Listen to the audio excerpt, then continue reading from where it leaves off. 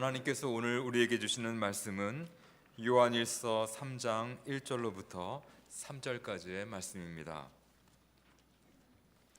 요한일서 3장 1절로부터 3절까지의 말씀을 제가 받들어 읽겠습니다. 보라, 아버지께서 어떠한 사랑을 우리에게 베푸사 하나님의 자녀라 일컬음을 받게 하셨는가? 우리가 그러하도다. 그러므로 세상이 우리를 알지 못함은 그를 알지 못함이라. 사랑하는 자들아, 우리가 지금은 하나님의 자녀라.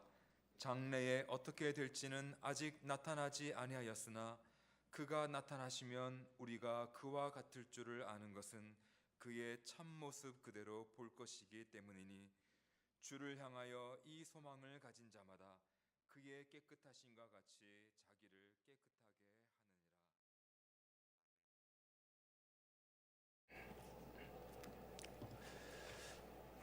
사도 요한이 저자라고 알려진 요한일서는 특별히 우리라는 존재에 대해서 1장 1절부터 강조하고 있습니다. 태초부터 있는 생명의 말씀에 관하여 우리가 들은 바요, 눈으로 본 바요, 자세히 보고 우리의 손으로 만진 바라. 이렇게 우리라는 존재를 말하고 있습니다.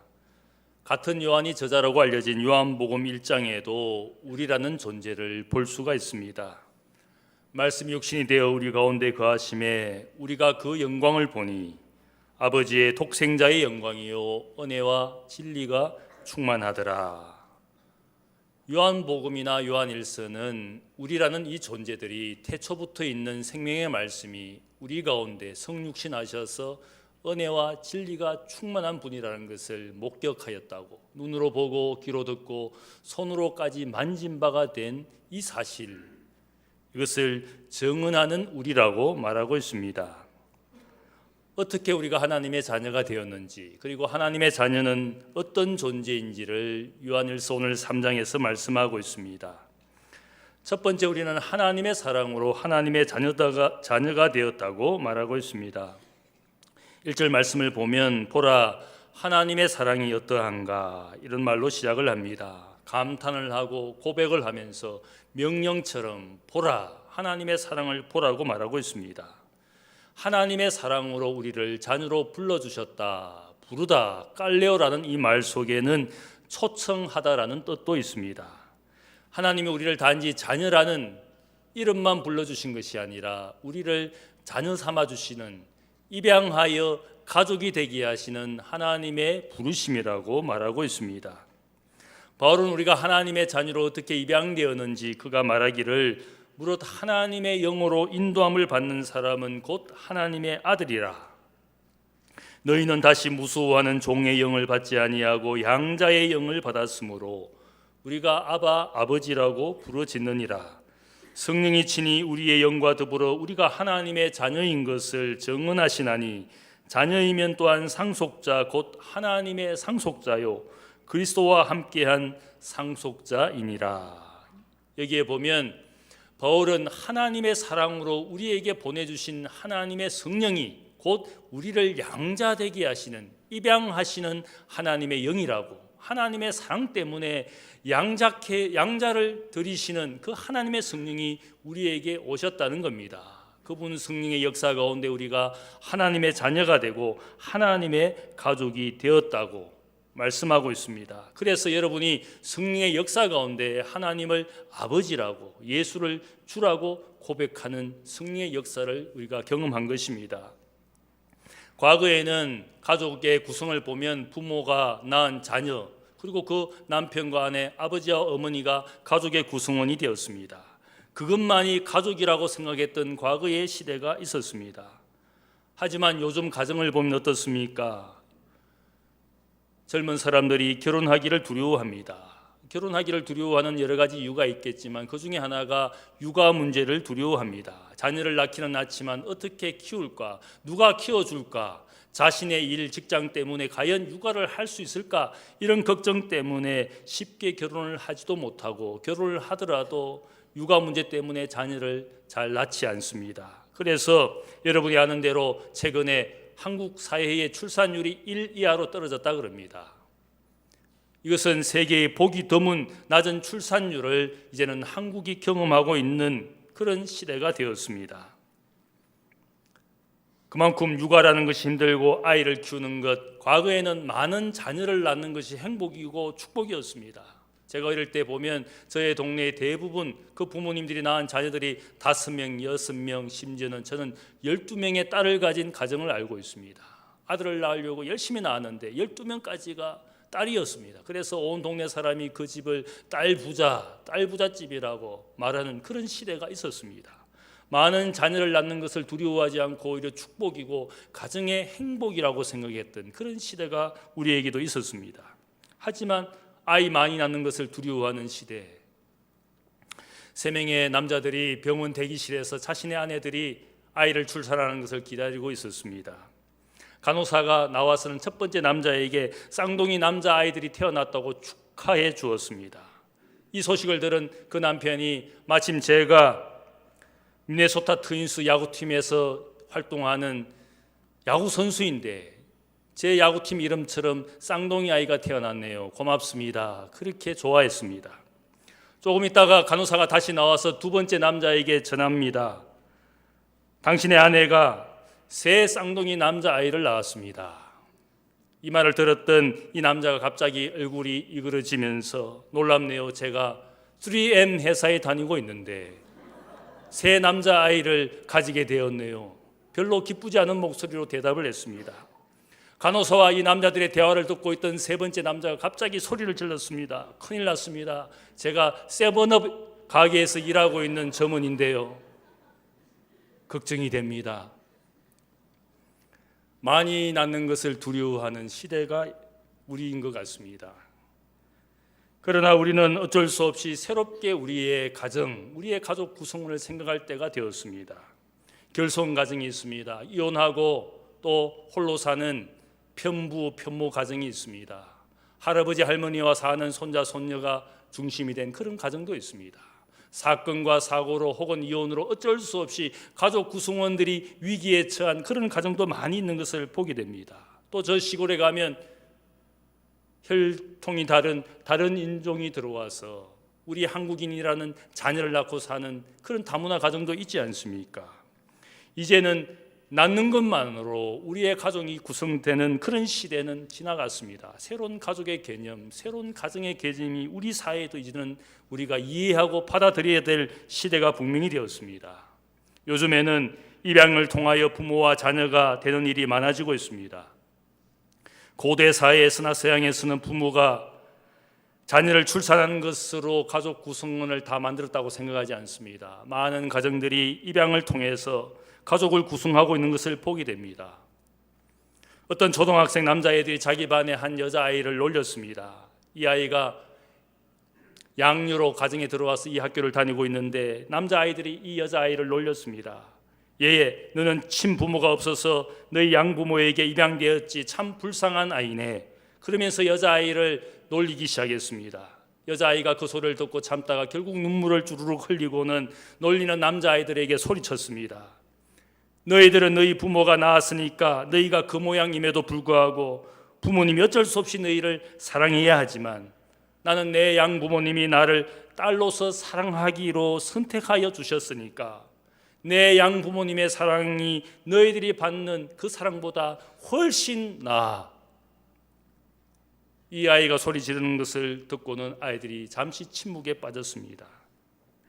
때로는 우리의 자녀들이 부모의 가슴에 못을 박지 않습니까? 그래서 우리의 마음으로 우리의 입으로 왼수 같은 자식이라고 한탄하면서도 운명처럼 그 아이를 사랑할 수밖에 없는 부모의 사랑을 우리가 보게 됩니다. 하지만 비록 낳지는 않았지만 자녀로 선택해서 사랑하고자 하는, 선택하여 사랑하기로 하고 자신의 자녀로 받아들인 그 양부모님의 사랑은 그 어떤 부모의 사랑보다 저는 고귀하고 위대한 사랑이라고 생각합니다. 우리 하나님의 사랑이 그렇지 않습니까? 내가 자녀가 될 만한 자격도 조건도 안 되지만 하나님이 나를 선택하시고 부르셔서 자신의 아들과 딸로 입양하여 그 사랑을 보여주신 그 하나님의 사랑이 위대한 사랑이니까 보라, 하나님의 사랑이 어떠한지 보라. 그 사랑을 이 요한 1서가 말하고 있습니다. 그래서 하나님의 사랑에 대해서 요한 1서가 이 요한 1서 전체를 보면 사랑에 대해서 많이 이야기합니다. 하나님의 사랑이 우리에게 이렇게 나타낸 바 되었으니 하나님이 자기의 독생자를 세상에 보내심은 그로 말미암아 우리를 살리려 하심이라. 사랑은 여기 있으니 우리가 하나님을 사랑한 것이 아니요 하나님이 우리를 사랑하사 우리 죄를 속하기 위하여 화목제물로 그 아들을 보내셨습니다. 자기의 독생자 아들을 희생시켜 버리시기까지 우리를 자녀 삼아주신 하나님의 위대한 사랑이라는 겁니다. 내가 하나님을 먼저 사랑해서 사랑을 받은 것이 아니라 그분이 먼저 나를 선택하여 자기의 아들로 자기의 딸로 삼아주시기 위하여 자신의 아들을 희생시킨 그 사랑이기 때문에 이 사랑이 얼마나 위대한 사랑인지 요한 1서는 감탄하고 선언하고 고백하고 있습니다. 이 사랑이 얼마나 위대한 사랑인지. 그래서 우리가 어떻게 해야 되는 겁니까? 우리 모두가 한 사람도 예외 없이 하나님의 사랑 가운데 입양된 자녀이니까 입양된 자녀들끼리 어떻게 해야 되는 겁니까? 나만 유일한 아들이고 나만 유일한 딸이라고 다른 자녀들을 배척하고 무시해야 되는 겁니까? 만일 그렇게 한다면 그 부모의 사랑을 멸시한 겁니다. 나뿐만 아니라 모든 하나님의 자녀들을 입양해 주신 그분의 사랑을 안다면 우리가 겸손히 서로 사랑하는 것이 마땅하다는 겁니다. 두 번째로 우리는 하나님의 자녀이기 때문에 지금 고난을 당하고 있습니다. 로마서 8장 17절에 바울은 말하기를 우리가 하나님의 자녀이고 상속자라면 그리스도와 함께 영광을 받기 위하여 고난도 함께 받는 사람이 될 것을 말하고 있습니다. 그리고 말하기를 그리스도 예수 안에서 경건하게 살고자 하는 자는 핍박을 받느니라. 우리에게 왜 고난이 있습니까? 중요한 진리가 있습니다. 고난이 있는 이유는 우리가 세상에서 구별된 하나님의 자녀이기 때문에 세상의 사람이 아니라 세상에 속한 사람이 아니라 하나님께 속한 사람이기 때문에 세상이 우리를 미워하고 박해하는 겁니다. 내가 하나님의 자녀라는 사실을 알려주는 사실입니다. 1절 말씀을 보면 그러므로 세상이 우리를 알지 못함은 그를 알지 못하기 때문이라. 예수님을 제대로 세상이 알지 못했기 때문에 결국 세상이 주님을 받아들이지 않았습니다. 결국 세상이 주님을 십자가에 못 박았습니다. 세상이 주님을 알지 못하기 때문에 주님을 따르는 우리도 알지 못하는 겁니다. 그래서 세상이 우리를 박해하고 있습니다. 요한복음 15장 18절을 보면 주님께서 말씀합니다. 세상이 너희를 미워하면 너희보다 먼저 나를 미워한 줄을 알리라. 너희가 세상에 속하였으면 세상이 너희를 사랑할 것이나 너희는 세상에 속한 자가 아니요 도리어 내가 너희를 세상에서 택하였기 때문에 세상이 너희를 미워하느니라. 주님께서 우리를 택하셨기 때문에 주님을 알지 못하는 세상이 주님뿐만 아니라 우리를 결국은 핍박하고 미워하는 것이라고 주님이 말씀합니다. 어떻습니까? 지금도 세상은 그토록 교회를 혹은 기독교인들을 미워합니다. 다른 종교도 많고 다른 종교인도 많지만 유독 기독교와 교회를 미워합니다. 이 사실이 말하는 것은 지금도 영적 전쟁과 영적 불화가 사람과 사람 사이에 하나님의 자녀와 세상의 사람들 사이에 영적 불화와 갈등이 있다는 겁니다. 세상 사람들은 모르지만 영적 전쟁이 우리 사이에 있다는 뜻입니다. 세상이 지금도 주님을 받아들이지 않고 주님께 속한 그리스도인들을 미워하기 때문에 고난이 계속되고 있습니다. 교회 전승에 따르면 주님과 복음을 위하여 자기의 인생을 드린 모든 제자들이 죽임당했습니다. 제자 마태는 이디오피아에서 칼에 죽임을 당했습니다. 제자 마가는 이집트의 알렉산드리아에서 마차에 사지가 묶여서 끌려다니다가 피 흘려 죽었습니다. 제자 누가는 그리스 땅에서 감람나무에 목이 매달려 죽임당했습니다. 우리가 아는 대로 베드로는 로마에서 십자가에 거꾸로 매달려 죽임당했습니다. 제자 야고보는 예루살렘에서 목베임 당하여 죽임당했습니다. 예수님의 형제 야고보는 유대인들에 의해서 성전 꼭대기에서 떠밀려 떨어져 죽었습니다. 도마는 저 인도의 동쪽 땅까지 복음을 전하다가 거기에서 원주민들에 의해서 창에 찔려 죽었습니다. 바나바는 돌에 맞아 죽임당하고 마띠아는 돌에 맞고 목베임을 당하여 죽었다고 전해지고 있습니다. 우리가 아는 대로 바울은 네로 황제의 박해에 의해서 결국 로마에서 죽임당하였습니다. 기독교 초기의 역사는 그 300년 동안 로마 황제 콘스탄틴 황제가 기독교를 인정하기 전까지 300년 동안 수많은 사람들이 박해와 고난 가운데 죽임당했습니다. 기독교 2000년의 역사는 한 번도 세상의 미움과 박해가 그친 적이 없이 지금도 수많은 사람들이 고난과 죽임 가운데 고통당하고 있습니다. 어떤 분은 말하기를 신앙 때문에 기독교 역사 1900년 동안 죽임당한 순교자들의 숫자보다 지난 세기 20세기 100년 동안 죽임당한 순교자의 수가 더 많다라고. 그 말은 지금도 기독교와 교회에 대한 박해는 계속되고 있다는 뜻입니다. 지금도 무슬림에 의해서 수많은 기독교인들이 살해당하고 교회는 불타고 있습니다. 지금 정권이 저 북한 땅에 대해서 호의적으로 평화를 만들어내기 위해서 노력은 하지만 사실은 저 김정은 정권 치하에서 수많은 기독교인들이 저 수용소로 끌려가서 거기서 죽임당하는 것을 제가 듣고 있습니다. 저희 교회를 잠깐 찾아왔던 세트민 여자분 가운데 그분이 왜 이 땅에 왔느냐, 자기 시댁 식구들이 예수 믿고 예배 드리다가 들켜가지고 모든 식구들이 다 수용소에 수용되어서 들려온 소식에 의하면 결국 해덕 수용소에서 자기 남편이 처형당했다는 것을 들었다는 겁니다. 우리가 평화를 만들어내기 위해서 남북이 통일되는 그것이 우리의 소망이기 때문에 하는 것은 좋지만 저 치하에서 죽임당하는 기독교인들이 지금도 있다는 것을 우리가 알아야 됩니다. 시진핑 정권이 결정하기를 중국 땅에 기독교와 교회의 역사를 막을 수 없으니까 할 수 있는 일이 있는데 모든 선교사를 한 사람도 남김없이 완전 추방하기로 결정했습니다. 며칠 전에 제 친구 선교사가 베이징에서 추방을 당했습니다. 기독교와 복음의 역사를 이 중국 공산당이 무서워하고 있습니다. 세상은 여전히 기독교와 복음을 박해하고 있습니다. 영적 전쟁이 계속되고 있습니다. 사람과 사람 사이에 빛과 어둠이 있는 겁니다. 이것은 한 가지를 이야기합니다. 예수님이 세상의 기준이 되어 가신다. 예수님 말씀하시기를 누구든지 사람 앞에서 나를 시인하면 하늘에 계신 내 아버지 앞에서 그를 시인할 것이요 누구든지 사람 앞에서 나를 부인하면 나도 하늘에 계신 내 아버지 앞에서 그를 부인하리라. 빛과 어둠이 예수님이 기준이 되는 겁니다. 또한 말씀하시기를 나와 함께 하지 아니하는 자는 나를 반대하는 자요 나와 함께 모으지 아니하는 자는 해치는 자니라. 이 말씀은 예수님과 함께하는 사람, 주님과 함께 모이는 사람, 그들이 바로 빛의 자녀가 되는 것이고 예수님과 함께 모이지 아니하는 자는 나를 반대하는 적대자가 되는 것이다. 영적 기준이 되셨습니다. 우리에게 말씀하시기를 바로 주의 날이 가까움을 볼수록 모이는 자들의 모이기를 피하는 어떤 자들의 습관과 같이 하지 말고 그 날이 가까움을 볼수록 더욱 모이기를 힘쓰는, 함께 모이는 자가 되고 함께 가족이 되고 함께 공동체가 되어서 이 세상을 살아가도록 우리에게 말씀하고 있습니다. 제자는 누구입니까? 주님과 함께한 사람을 제자라고 말합니다. 예수님을 박해하면서 나중에 유대교 지도자들이 제자들을 색출하려고 노력을 했습니다. 그들에게 기준이 하나 있었습니다. 누가 제자냐? 나사렛 예수와 함께한 사람이 제자다.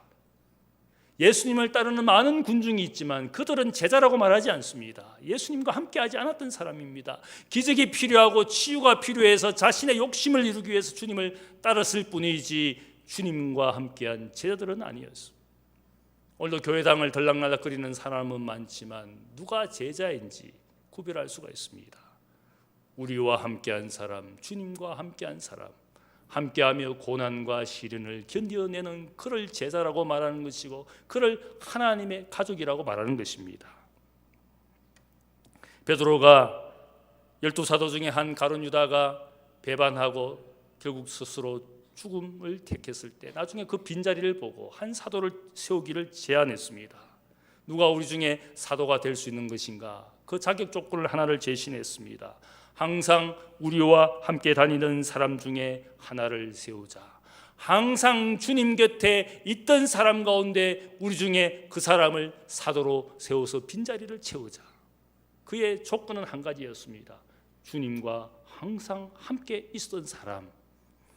능력이 많고 혹은 지식이 많고 혹은 바른 생각, 의로운 생각을 가진 사람을 사도라고 세운 것이 아니라 주님과 언제나 함께한 그 사람을 사도로 세우자, 그렇게 제안했어.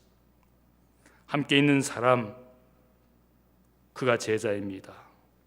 왜 우리가 고난을 받고 있는 겁니까? 오늘 말씀을 보면 고난과 시련을 통해서 우리가 깨끗하게 되기 때문에, 3절 말씀을 보면 주를 향하여 이 소망을 가진 자마다 그의 깨끗하심과 같이 자기를 깨끗하게 하느니라. 우리에게 고난과 시련이 있는 이유, 한 가지 이유를 말합니다. 우리를 깨끗하게 하시려고, 우리를 정결케 하시려고, 우리를 시험 가운데 시련 가운데 정금 같은 사람이 되어서 온전한 하나님의 자녀가 되도록. 고난과 시련이 없으면 우리는 두 마음을 품게 되어 있습니다. 하나님도 사랑하지만 세상도 사랑합니다. 하나님도 사랑하지만 재물도 사랑합니다. 고난과 시련이 없으면 하나님 아닌 다른 것을 찾게 되어 있습니다. 그러나 고난과 시련이 있으면 하나님을 찾게 되어 있습니다. 온전한 하나님의 자녀가 되도록 하나님께 도움을 구하는 인생이 되는 겁니다. 그래서 야고보서 1장 2절은 우리에게 말합니다. 내 형제들아, 너희가 여러 가지 시험을 당하거든 온전히 기쁘게 여기라. 이는 너희 믿음의 시련이 인내를 만들어내는 줄 너희가 알미라. 인내를 온전히 이루라. 이는 너희로 온전하고 구비하여 조금도 부족함이 없게 하려 함이라. 시련이 있는 것을 감사해야 된다는 겁니다. 우리를 준비하게 하고 우리를 온전하게 하고 하나님이 보시기에 부족함이 없는 하나님의 자녀, 아버지의 온전하심처럼 너희도 온전하라. 고난을 통하여 시련을 통하여 우리를 온전하게 만들어 주시는 줄로 믿습니다. 그것이 바로 시련, 고난이 있는 이유라고. 우리를 하나님의 온전한 자녀가 되도록 우리를 정결케 하고 깨끗하게 하시려고 우리에게 시험이 있는 겁니다. 세 번째로, 하나님의 자녀는 장래의 주님처럼 될 것이라는 소망을 전하고 있습니다. 우리의 소망이 무엇입니까? 여러분들이 오늘도 예배 시간에 사도신경을 고백했지 않습니까? 우리가 성령을 믿사오며 거룩한 공예와 성도가 서로 교통하는 것과 죄를 사하여 주시는 것과 몸이 다시 사는 것과 영원히 사는 것을 믿습니다. 성령의 공동체가 소망을 이야기하는데 그게 보면 세상 소망이 아닙니다. 잘 먹고 잘 살고 건강하게 되고 성공하고 출세하는 그런 소망을 고백하지 않습니다. 우리의 고백은 몸이 다시 살아나는 것, 영원히 사는 것, 부활의 소망, 영생의 소망을 기독교의 소망으로 고백하고 있습니다. 그 어떤 곳에도 우리의 소망을 세상의 소망으로 고백하지 않습니다. 어느 순간 기독교의 복음이 변질되어서 잘 먹고 잘 살고 출세하는 번영의 복음, 번성의 복음, 건강의 복음만 외치는 강단이 오늘 교회를 병들게 하지 않았습니까? 세상 소망을 이루어주는 교회인 것처럼 그렇게 전하였기 때문에 기독교인들이 병들어가지고 우리의 신앙 고백에는 그런 소망을 말한 적이 없습니다. 부활의 소망, 영생의 소망을 나의 소망으로 고백하고 있습니다. 인생의 죽음을 넘어서서 죽임당하셨지만 부활하고 영광을 받으신 주님처럼 내가 될 것을 믿습니다. 죽음의 고통이 얼마나 고통스럽습니까? 얼마나 두렵습니까? 그러나 바울은 분명히 이야기합니다. 고린도전서 13장에 지금은 우리가 어린아이처럼 부분적으로 알지만 지금은 여기에서 우리가 거울을 보는 것처럼 실체가 아닌 비춰진 것을 보고 살지만 그때가 되면 얼굴과 얼굴을 맞대고 보는 것처럼 내가 보게 될 겁니다. 그때는 주님께서 나를 아신 것처럼 내가 주님을 온전히 알게 될 겁니다. 내가 지금 주님을 알고 또한 하나님의 나라를 알고 진리를 아는 것이 부분적이고 희미하지만 그러나 그때가 되면 주님께서 나를 아시는 것만큼 내가 주님을 알게 될 줄로 믿습니다. 그 분명한 그 나라, 내가 지금은 의심하고 회의하고 방황하지만 그때가 되면 내가 분명히 주님을 알게 될 것을 나는 믿습니다. 내 소망이 그것입니다. 요즘에 주위에 여러분들이 병이나 노안으로 돌아가시는 것을 보면서 제가 죽음에 대해서 많이 생각합니다. 죽음에 대해서 자꾸 생각하게 됩니다. 며칠 전에 갑자기 잠자는 가운데 죽음에 대해서 생각을 하다가 너무너무 두려워졌어. 죽게 되면 내 인생은 잊혀지는 것인가? 내세라는 세상을 내가 믿고 소망한다고 그러지만 내세가 어떤 세상인가? 호기심도 있지만 두려움이 생겼습니다. 죽음에 대해서 생각할 때마다 긴장과 떨림이 일어나고 잠을 잘 수가 없었어요. 여러분도 그런 경험하지 않습니까? 갑자기 죽음에 대해서 누군가 사랑하는 사람이 암에 걸렸을 때, 이제는 죽음을 앞에 두고 있을 때 그 사람이나 주위에 있는 모든 사람들이 죽음에 대해서 두려워하기 시작해요.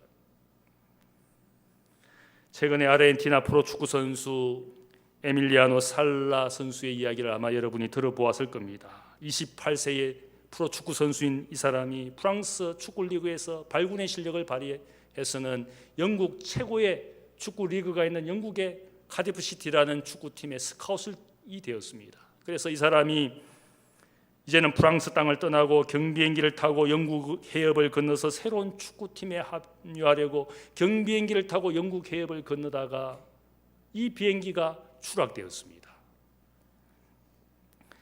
세계 최고의 프로축구 리그에 합류하여 꿈을 이룬 이 28세의 청년이 추락하는 비행기 안에서 자신의 친구들에게 마지막으로 전화 음성 메시지를 남겼습니다. 친구들아, 잘 지내지? 친구야, 나는 죽었어.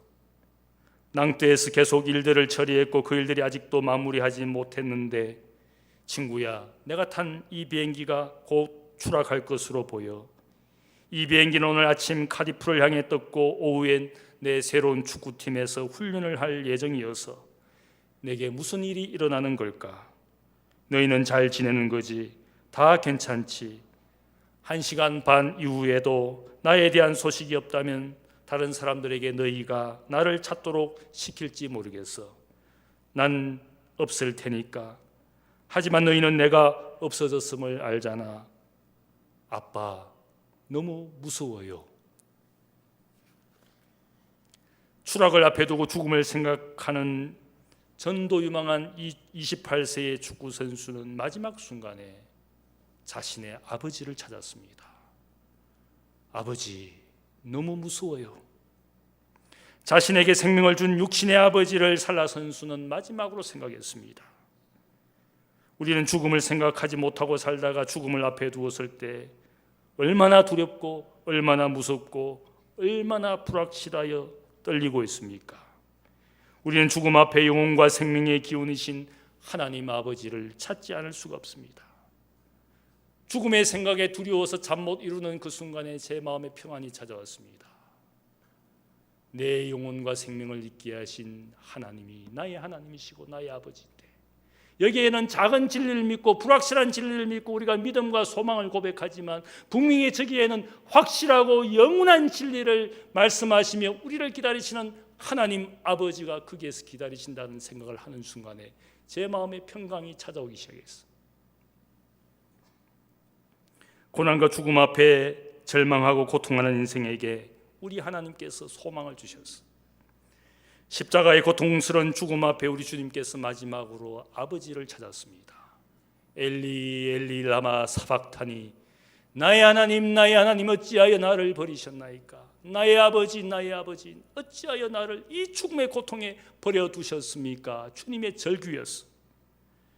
그러나 그 십자가 상에서도 자신을 못 박는 사람들을 가르치신 대로 용서해 주면서 죽음의 고통 가운데 주님처럼 낙원에 있기를 원하는 그 도적에게 주님께서 너도 오늘날 나와 함께 낙원에 있으리라 자비와 용서를 베풀어 주셨어.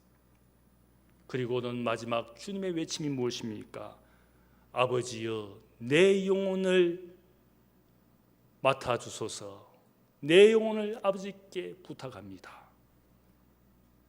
아버지 앞에 절규했지만 그 아버지가 아들 예수의 영혼을 받아주실 줄을 마지막으로 신뢰하며 아들이 아버지께 영혼을 맡겼습니다.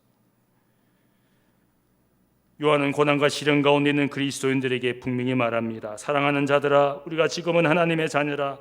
장래에 어떻게 될지는 아직 나타나지 아니하였으나 그가 나타나시면 우리가 그와 같을 줄을 아는 것은 그의 참모습 그대로 볼 것이기 때문에 주를 향하여 이 소망을 가진 자마다 그의 깨끗하심과 같이 자기를 깨끗하게 하느니라. 고난과 죽음 앞에서 하나님의 자녀가 소망을 갖도록 우리가 하나님을 찾고 하나님을 바라는 그런 자녀의 은혜를 받았다는 겁니다. 죽음이 두렵지 않습니까? 절망스럽지 않습니까? 그러나 오늘 이 말씀을 보면 우리를 자녀 삼으신 하나님 아버지의 사랑 때문에 우리가 주님 만날 날을 기다릴 수 있는 이유는 그날이 어떤 날입니까? 먼저 간 성도, 먼저 간 가족들을 만나는 날입니다. 패밀리 리유니온의 날입니다. 없어진 존재가 아니라 우리를 기다리는 성도와 가족을 만나는 그날이 주님 만나는 날이니까 이것만 생각하면 죽음을 넘어서서 기대와 소망이 있습니다. 그때 우리는 주님처럼 죽음을 넘어서서 영광을 얻게 될 겁니다. 미래의 이 소망이 이루어질 것을 알면 지금의 삶을 하나님의 자녀로 잘 살아야 됩니다. 홀로 사는 것이 아니라 함께 우리가 되어서 가족이 되어서 살아야 됩니다. 여기에서 가족이면 저기에서도 분명히 가족입니다. 여기에서 희미한 작은 진리를 붙들고 살면 저기에서 더 분명하고 영원한 진리로 하나님께서 우리를 맞이할 겁니다. 이곳에 사는 내 생명과 삶이 소중하여 없어진다고 우리는 안타까워할지 모르지만 저기에서 참되고 영원한 생명을 누리도록 주님께서 우리의 거처를 준비해 주셨어. 근심하고 염려하고 두려워하는 인생을 향하여 주님께서 말씀합니다. 너희는 마음에 근심하지 말라. 하나님을 믿으니 또 나를 믿으라. 내 아버지 집에 거할 곳이 많도다. 내가 너희를 위하여 거처를 예비하러 가노니 가서 너희를 위하여 거처를 예비하면 내가 다시 와서 너희를 내게로 영접하여 나 있는 곳에 너희도 있게 하리라. 저는 이 말씀을 읽는 순간에 얼마나 큰 기쁨과 평강이 찾아오는지 모릅니다. 나 있는 곳에 너희도 있게 하리라. 이 세상을 살면서 죽음과 고난의 두려움 가운데 우리가 살아갈지는 모르지만 그러나 우리에게 근심하지 않도록 하신 이유는 죽음을 넘어서 그 세상에 하나님이 준비하신 영원한 처소 나 있는 곳에 너희 인생도 있게 해 주리라. 얼마나 소망의 말씀입니까? 얼마나 감사의 말씀입니까? 우리는 주님 오실 날을 소망으로 삼고 기다리는 그리스도인입니다. 우리는 하나님의 자녀로 이 땅에서도 고난도 죽음도 감사하며 자녀일 뿐만 아니라 하나님 나라를 유업으로 받는 상속자가 된 그런 영광과 특권을 가진 존재입니다. 이 소망이 여러분의 삶의 기쁨과 평강이 되시기를 주님의 이름으로 축복합니다. 사랑의 아버지 하나님 감사합니다. 하나님 아버지, 우리는 병 때문에 늙어짐 때문에 때로는 죽음을 앞에 두며 아버지 한 주위의 사람들이 또한 죽음 앞에서 사라지는 것을 보며 절망합니다. 하나님 아버지, 그러나 믿음의 사람들, 하나님의 자녀가 된 우리에게 인생과 영혼을 맡기고 내세의 영원한 저소를 준비해 주신 그 하나님을 우리가 알기에 우리의 인생을, 우리의 영혼을 맡깁니다. 하나님 받아 주옵소서. 두려워하지 않는 인생, 근심과 염려로 사는 인생 되지 않도록 이 내세의 소망을 우리에게 주시니 감사합니다. 다시 먼저 간 성도들, 먼저 간 가족들 만날 그날을 기다립니다. 주님 오실 날을 소망으로 삼습니다. 우리가 이 땅에 사는 날 동안 하나님의 자녀가 된 이 은혜를 받아서 함께 양자가 된 주의 백성들이 가족이 되어서 서로 위로하고 격려하며 살아가는 믿음의 교회가 되게 하여 주옵소서. 세상의 여러 가지 일들이 근심케 하고 염려케 하지만 주님 안에서 내세의 영광을 허락받은 우리 모두가 이 땅에 사는 삶을 두려워하지 않게 하여 주옵소서. 믿음으로 나아가게 하시고 뒤돌아보지 않게 하시며 좌우로 유혹당하여 넘어가지 아니하도록 인생의 길을 주관하여 주옵소서. 감사하며 예수님의 이름으로 기도하옵나이다. 아멘.